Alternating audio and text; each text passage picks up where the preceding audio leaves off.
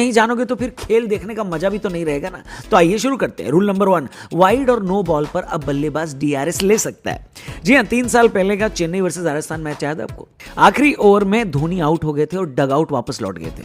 उनकी जगह चेन्नई के लिए बैटिंग करने आए सैंटनर। पहली गेंद उनको नो बॉल पड़ी जो कि कमर से काफी ऊपर थी। अंपायर ने नो बॉल का इशारा भी किया और फ्री हिट भी दी, लेकिन फिर अपना फैसला वापस ले लिया, क्योंकि असल में जिसको हाइट की नो बॉल डिक्लेयर करनी होती है वो लेग अंपायर को करनी होती है, लेकिन उन्होंने किया ही नहीं था।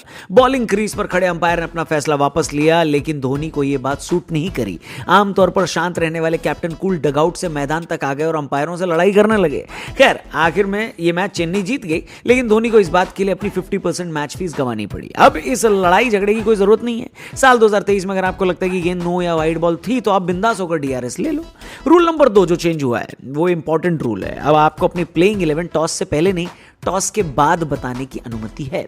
अभी तक ये होता था कि टॉस से पहले दोनों टीमों के कप्तान टीम शीट एक दूसरे के साथ एक्सचेंज करते थे, जिसमें प्लेइंग 11 के नाम लिखे होते थे, लेकिन किसी को भी ये पता नहीं होता था कि ये प्लेइंग 11 के साथ पहले गेंदबाजी करें या बल्लेबाजी।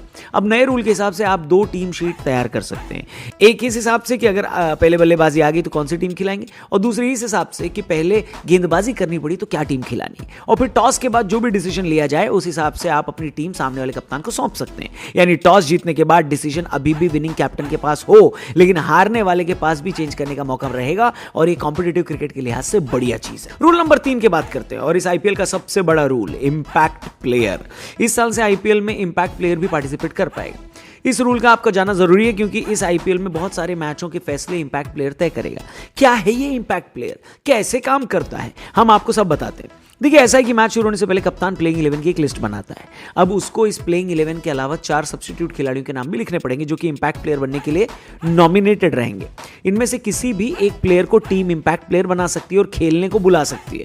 इंपैक्ट प्लेयर को गेम का हिस्सा या तो मैच की शुरुआत में बनाया जा सकता है, या फिर मैच का कोई ओवर खत्म होने पर बुलाया जा सकता है, या फिर विकेट गिरने पर बुलाया जा सकता है, और आखिरी ऑप्शन जब कोई बल्लेबाज रिटायर हो रहा हो तब बुलाया जा सकता है। हालांकि अगर विकेट गिरने या बल्लेबाज के रिटायर होने पर इंपैक्ट प्लेयर आ रहा है और उस ओवर में कुछ गेंदें बाकी हैं, तो इंपैक्ट प्लेयर आकर उस ओवर की बची हुई गेंद नहीं डाल सकता। एक और बात, इंपैक्ट प्लेयर आने का यह मतलब नहीं है कि मैदान पर 12 खिलाड़ी हो जाएंगे। खेल हमेशा 11 खिलाड़ियों का ही रहेगा। जिस खिलाड़ी को भी इंपैक्ट प्लेयर से रिप्लेस किया जाएगा वो खिलाड़ी फिर मैच का हिस्सा नहीं बन सकता, सब्स्टिट्यूट फील्डर के तौर पर भी नहीं। एक और बात, अगर किसी टीम ने अपने कोटे के 4 विदेशी खिलाड़ी प्लेइंग 11 में शामिल कर रखे हैं तो वो किसी विदेशी खिलाड़ी को इंपैक्ट प्लेयर की लिस्ट में नहीं डाल सकते।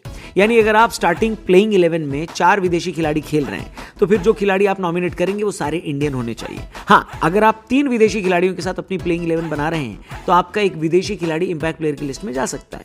ऐसा इसलिए ताकि टीमें इंडियन खिलाड़ी को मौका दें और विदेशी खिलाड़ी से 4 के हिसाब से ही टीम में शामिल हो। तो इस रूल के बारे में अगर आपको और जानना है तो मुझे इंस्टा पे डीएम करके पूछ सकते हो। बहुत इंटरेस्टिंग रूल है, और मेरे हिसाब से इस बार ट्रॉफी कौन सी टीम उठाएगी इस बात पे भी डिपेंड करेगा कि कौन सी टीम अपने इंपैक्ट प्लेयर का बढ़िया तरीके से इस्तेमाल करती है। वेल, रूल नए हैं, लेकिन मेरे हिसाब से टूर्नामेंट को इंटरेस्टिंग जरूर बनाएंगे। आप इस पूरे मसले पर क्या सोचते हैं कमेंट करके हमें जरूर बताइएगा। कल से आईपीएल की इंपॉर्टेंट टीमों का प्रीव्यू करना चालू करेंगे। किस टीम का प्रीव्यू आप पहले देखना चाहते हैं, किस टीम के बारे में आपको लगता है हमको वीडियो सबसे पहले बनानी चाहिए, कमेंट करके हमें जरूर बताना, और ये लिखना कि